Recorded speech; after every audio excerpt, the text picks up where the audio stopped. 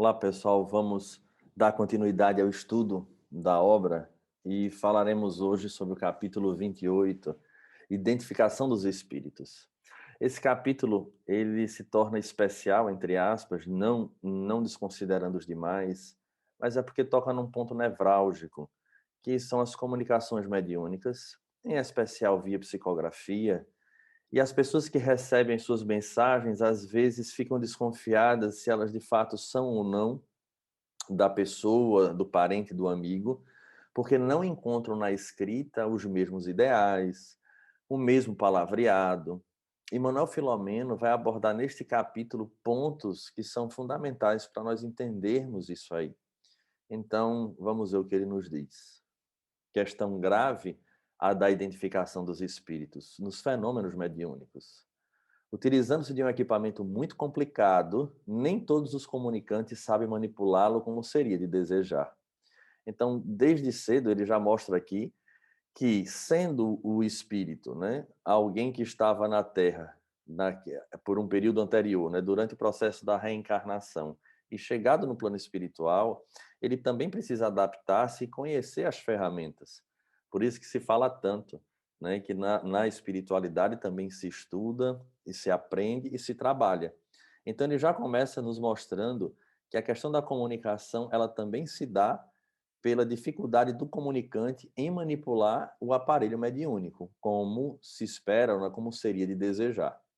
Além disso, as próprias complexidades e circunstâncias em que ocorre o fenômeno geram desafios aos mais experientes desencarnados, que se veem a braços com a vontade e o caráter do médium no momento das comunicações.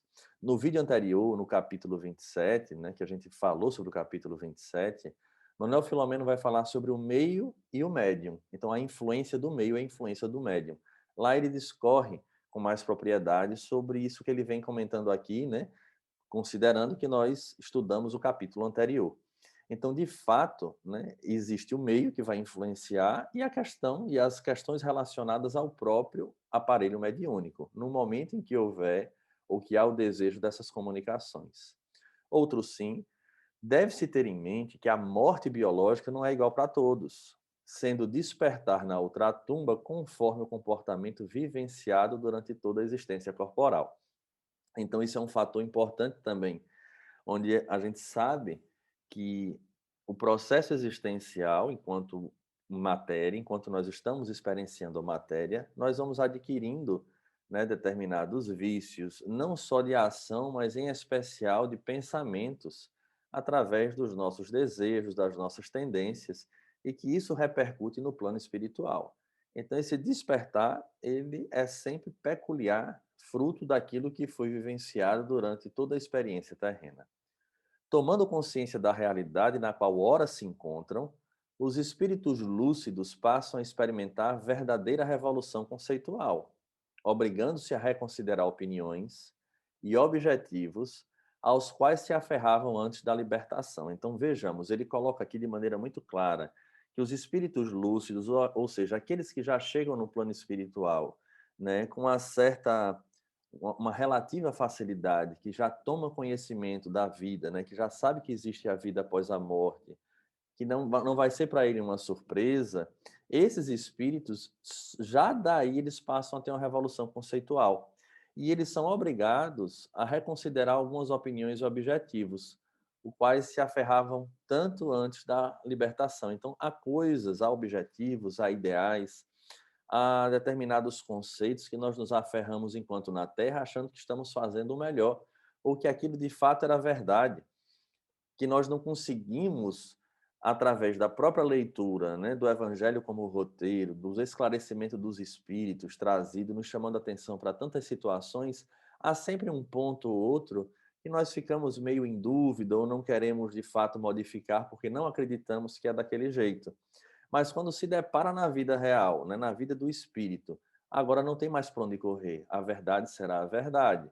Então, há uma revolução conceitual. E é indiscutível que essa revolução conceitual fará com que o indivíduo se porte agora e se apresente de acordo com essa verdade que ele vivencia. A surpresa que lhes assinala a consciência ante outros valores alguns dos quais lhes eram desconhecidos ou não considerados, fá-los reavaliar o comportamento cultural e emocional, direcionando-os a novas ações, algumas bem diversas daquelas a que se habituaram no corpo somático. Então, ele aí deixa muito claro, quando se toma contato com esses valores, com essas ideias, é impossível não reconsiderar. E não são poucas as vezes que ele vai modificar, né? Ele vai ter uma mudança nesse comportamento, porque ele vai começar a reavaliar quantos hábitos sociais não alimentamos e que não representam prudência ou uma atitude correta quando se vive na espiritualidade, quando se retorna à pátria espiritual. Vejamos um exemplo, né, tão simples, relatado por diversos espíritos na literatura, a questão da alcoofilia, né, desse desejo de estar ligado ao hábito do álcool, o vício. Então, chega-se do lado de lá, esse espírito ele traz a tendência, porque a tendência está no espírito, não está no corpo. Então, lá ele vai reconsiderar, porque ele vai perceber os malefícios dos mais diversos.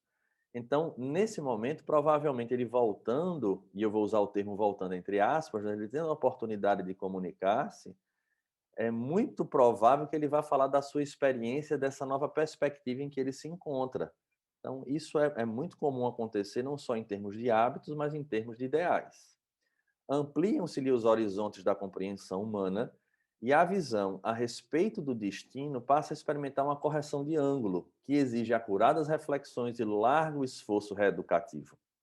Então, ele começa a reconsiderar, né? E ele vai ter que refletir sobre isso. Mas como essa tendência mora na intimidade do ser, surge aí essa figura que Manuel Filomeno coloca, que seria o esforço reeducativo, né? Para sublimar, para superar essas más inclinações. Isso em todos os aspectos, né? Então a gente percebe que o desafio é muito grande. Agora, na medida em que a gente desperta aqui, o exercício deve começar aqui de imediato, para que não venhamos a sofrer tanto do lado de lá esse processo da reeducação. Embora não se modifiquem as áreas afetivas, as dos interesses antes tão significativos sofrem alterações de magnitude. Então vamos lá, em termos de afeição, isso daí não modifica, tá? O amor permanece, o carinho, o afeto, os laços permanecem, mas aqueles dos interesses tão significativos, ou seja, às vezes interesses da matéria, de determinadas conquistas, de posição, de hierarquia, de conquistas de valores, esses vão sofrer alterações de magnitude, porque vão começar a enxergar, começa a se enxergar por outra perspectiva, e aí fica inclusive a reflexão na hora em que se muda esses valores, né, desses ideais, dessas metas existenciais são diferentes, em passando uma comunicação, passará falando de outra realidade, para que ninguém que ele ame venha passar pelo que vem passando. Então, os literatos e poetas, romancistas e pertencentes à faina periodística veem alterados os fins que antes perseguiam e as temáticas que lhes eram familiares, carregadas de emoções e paixões específicas, cedem lugar a objetivos bem diversos daqueles que os impeliam às competições, às lutas nas quais disputavam projeção e relevo. Então, esses que já tinham o hábito de escrever, né, nos romances, nas poesias, na própria literatura, às vezes traz traços de uma vida no terra a terra muito forte, muito pesado esse colorido. Mas quando passam para o plano espiritual e enxergam a vida por uma perspectiva diferente, é bem comum que modifique, né, cede lugar a outros objetivos. E aí vai haver um choque de alguma forma, apesar de se perceber, mesmo diante de um discurso diferente, mas os traços daquele a quem se gostava. Deixam de lado, então, porque sem significado as láureas e honras humanas, as glórias e homenagens que os agradavam antes, e vestem o burel da humildade e reformulam opiniões, agora com idealismo diferente. Então, tudo aquilo que representava valores do terra a terra perde o colorido. E agora vestem esse burel da humildade e eles vão reformular essas opiniões, agora com idealismo diferente, percebendo o que de fato é verdadeiro e o que de fato tem valor. Então, é de se esperar que no momento de uma comunicação, passem as comunicações agora envoltas numa energia, num conteúdo diferente daquele do terra a terra, porque a realidade se apresenta distinta. É certo que lhes não esmaece o vigor nem o entusiasmo pela ação promotora do progresso, o desejo sincero de oferecer cultura e beleza.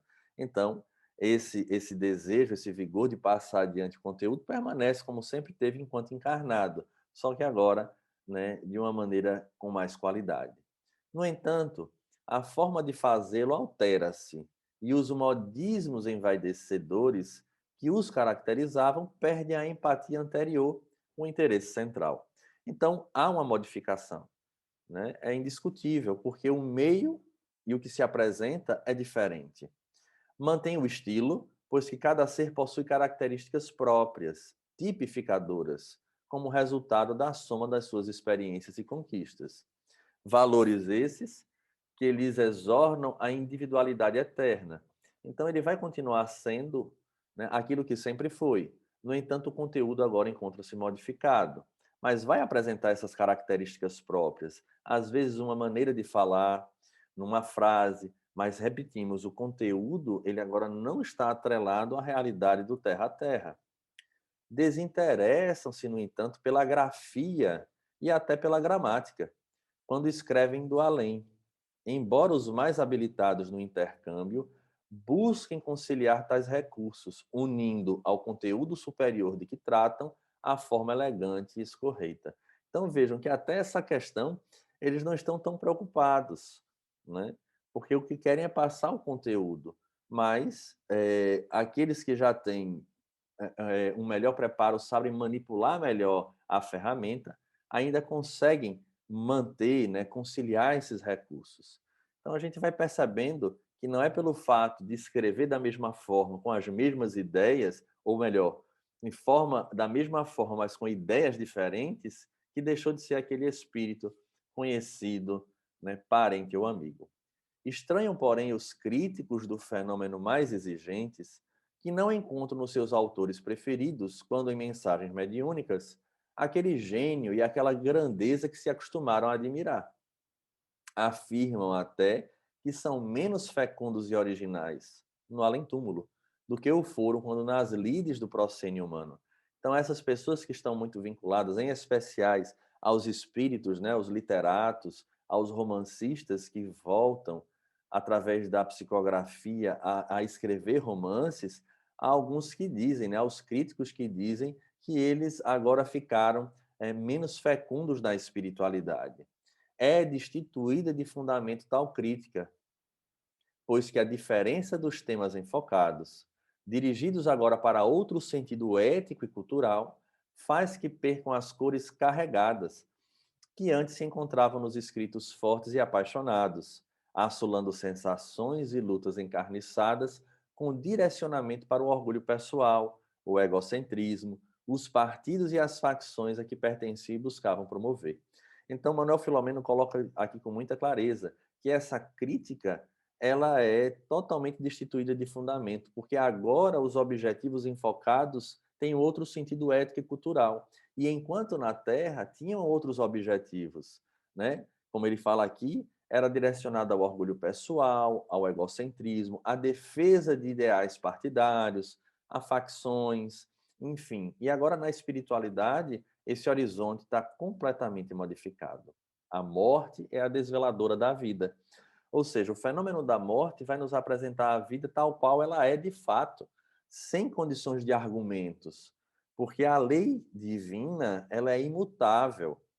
E no contexto dela ser imutável, nós não temos como argumentar, né, em dizer que não era bem assim, eu não entendia assim, porque ela é de fato. Então a morte vai desvelar e nos apresentar essa realidade.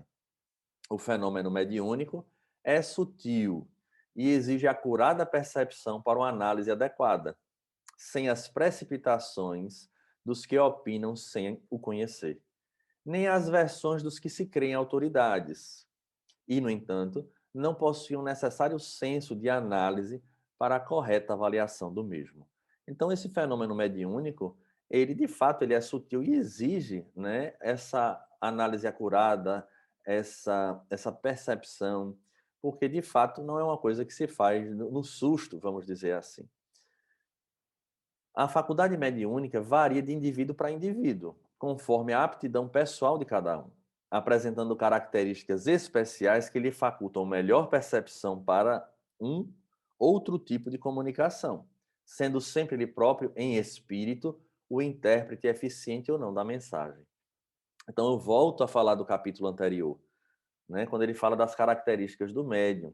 Então, essa faculdade mediúnica, ela varia de indivíduo para indivíduo, conforme a aptidão de cada um. O exercício, a seriedade, a ética, lembrando que, acima de tudo, é o próprio espírito que interpreta outro espírito, tendo o organismo aí, né, às vezes como um elemento que faz parte do contexto da mediunidade, mas também que traz suas complexidades, o que dificulta. Não é tão simples assim. O médium, na condição de instrumento, é um condutor com todas as virtudes e defeitos de qualquer mensageiro. E é interessante que ele vai fazer uma análise, né, importante para que a gente lembre. Então, ele sendo medianeiro, nós temos as virtudes e os defeitos, né? Inclusive na qualidade de passar essa mensagem. Tome-se como experiência o envio de simples recado a um destinatário exigente. Prestemos atenção no que Manuel Filomeno fala agora. Tome-se como experiência o envio de simples recado a um destinatário exigente.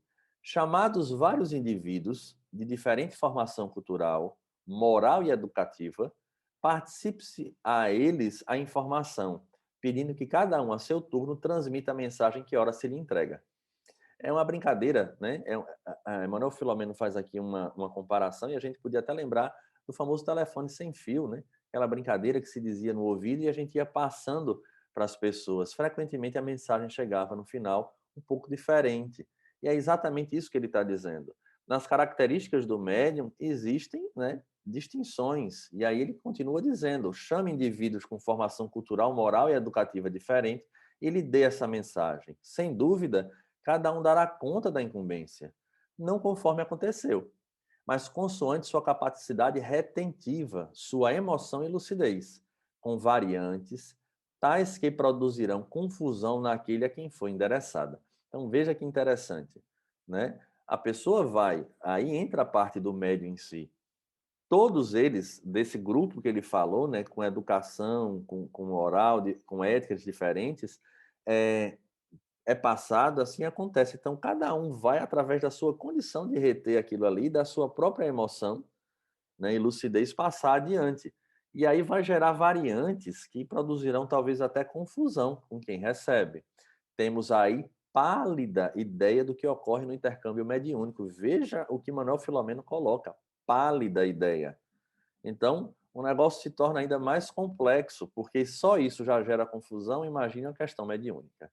O médium coa o pensamento do espírito, veste-o com os seus recursos, num automatismo que o exercício lhe faculta, decorrente do conhecimento da sua função, da disciplina mental, enfim, de diversos requisitos indispensáveis a um bom desempenho da tarefa.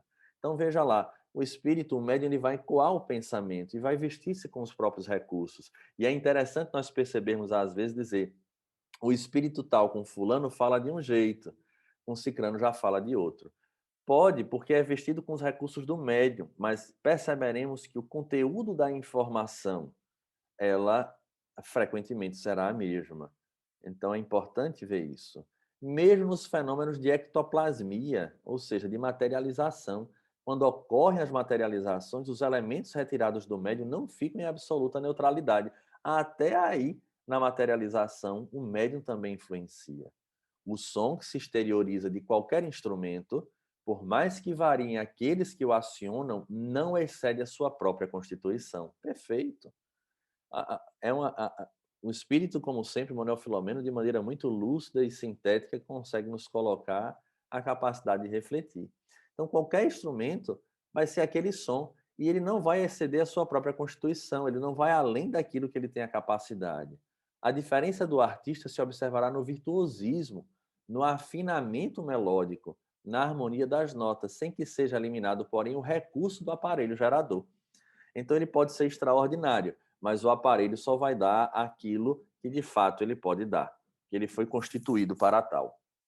Ocorrem muitas vezes excelentes ditados mediúnicos, belos quanto corretos, na forma e no fundo, através de pessoas incultas, parecendo invalidar o que afirmamos. Mesmo aí, a transmissão espírita a espírita é feita psiquicamente, e as conquistas de outras reencarnações, latentes no perispírito do instrumento, se encarregam da exteriorização correta pelo mesmo automatismo já referido. Então, há médiums, às vezes, incultos, né, mas ainda assim passam mensagens mediúnicas numa correção de forma e de fundo que chama a atenção. Mas até aí é do perispírito deste médium que teve conquistas pregressas e que são utilizadas naquele momento para, de fato, né, colocar, materializar o que está sendo posto na mensagem.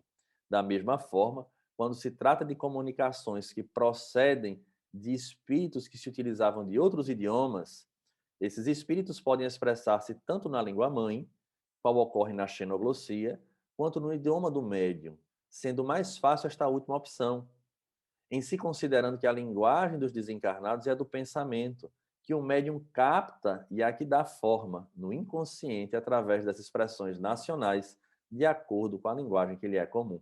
Vejamos o que Manuel Filomeno fala. Pode ser um espírito, né, de outra nacionalidade, e ele vai se comunicar através do médium na língua local, porque a comunicação é feita de pensamento para pensamento, e o pensamento ele não tem língua. Pode acontecer, às vezes, de encontrar no conteúdo deste médium, por já ter vivido em outras encarnações naquela região, a linguagem. E aí surge o fenômeno da xenoglossia. Mas não é pelo fato do espírito ser de outra nacionalidade quando encarnado que obrigatoriamente terá que falar na própria língua, porque é de pensamento a pensamento. Não obstante, nas ocorrências da xenoglossia, as comunicações somente são exatas quando há matrizes no inconsciente profundo do médium, que terá vivido naquelas regiões onde se falavam aqueles idiomas em existências pregressas. Como falamos há pouco, né, existe ali a experiência vivida, guardada no inconsciente, e ali o espírito se utiliza, o comunicante se utiliza. Não há milagre nas leis que regem a vida. Igualmente, não o poderia ocorrer nos fenômenos da mediunidade, dilacerando o equilíbrio da ordem geral, assim invalidando os processos naturais, embora paranormais, que lhe permitem a ocorrência. Ou seja, não há nada de milagroso nisso aí, né? Porque senão nós estaríamos, né, derribando ou quebrando uma lei da natureza. Nada mais é do que esse entendimento dessas experiências pregressas. A princípio, a fim de chamar a atenção dos homens para a imortalidade da alma, materializaram-se os espíritos, objetivando elevá-los. Agora é o momento de superar os condicionamentos da matéria, espiritualizando-se cada vez mais as criaturas. Então, no início tinha necessidade, né, de mostrar, mas passado esse momento, agora é pensar na espiritualização. Ocorrem comunicações das quais são expressiva de fatores probantes de que a subscreve, demonstra-lhes a autenticidade. Não se deseje, porém, reencontrar aqueles que desencarnaram aferrados no escrever ou no falar, aos mesmos modismos e interesses antes cultivados, pois que significaria retê-los em indefinido atraso, renteando com os limites que os aprisionavam ao corpo em deplorável situação pós-mortem. Ou seja, em reencontrar esses amigos, parentes que foram, a gente não espere encontrar neles os mesmos modismos, a mesma forma no escrever e no falar, ou os mesmos interesses culturais, né, que eram cultivados antes do processo do desencarne. Porque isso daí significaria que esse espírito estacionou, que ele não entrou em contato com essa verdade do mundo espiritual e das leis divinas. Então, é comum que ele se apresente de forma distinta e com linguagem diferente. Então, o problema, portanto, da identificação dos espíritos é mais de aparência do que de realidade, desde que qualquer pessoa que ama não terá dificuldade de descobrir o seu afeto de retorno em mil pequenos ou grandes informes que os tipificam. Então não precisa ser nada extraordinário, basta prestar atenção de fato, né, e vai perceber mil pequenos ou grandes informes que os tipificam, sem a necessidade mórbida de exigir-lhes minudências e sinais de que eles mesmos se desejam libertar. Então, não esperemos que os espíritos vão chegar falando, querendo provar que são eles. Basta a gente raciocinar. Quando nós estamos distantes, fazemos uma viagem e voltamos, nós não queremos, naquele momento, falar de determinadas minudências. Queremos é matar a saudade, falar de determinados assuntos, mas não de provar. Imaginemos no contexto espiritual, quando nem sempre se tem a oportunidade. E aí sim a divindade permite, através de um médium, um momento significativo para o espírito. E aí as pessoas querem provas e o espírito vai ter que perder aqueles poucos minutos, às vezes, que ele tem, trazendo informações para provar que é ele. Quando a própria conversa, o próprio diálogo, faz com que se perceba a veracidade da comunicação. Então ele comenta aqui, ó, que inclusive os espíritos não querem voltar, né, a esses velhos hábitos, à mesma linguagem, aqueles mesmos ideais, no quais eles mesmos se desejam libertar, a fim de avançarem no rumo de outros valores, ricos de paz e alento, que lhes acenam felicidade e união. Quando aqueles da retaguarda física, ou seja, quando, né, aqueles que se encontram no plano ainda da matéria, também amados, romperem as algemas da retentiva e seguirem ao seu encontro, num mundo que já preparam, para que ele seja melhor do que este de provas e expiações de onde procedemos. Então, eles vão sempre trazer a comunicação, buscando insuflar em cada um de nós encarnados o melhor, para que quando chegue no mundo espiritual já não venhamos a sofrer determinadas questões. Então, Manuel Filomeno nos esclarece com bastante propriedade e é muito importante essas colocações para que, quando tivermos a oportunidade, não percamos tempo pensando em situações que em nada acrescentarão. Até o próximo estudo.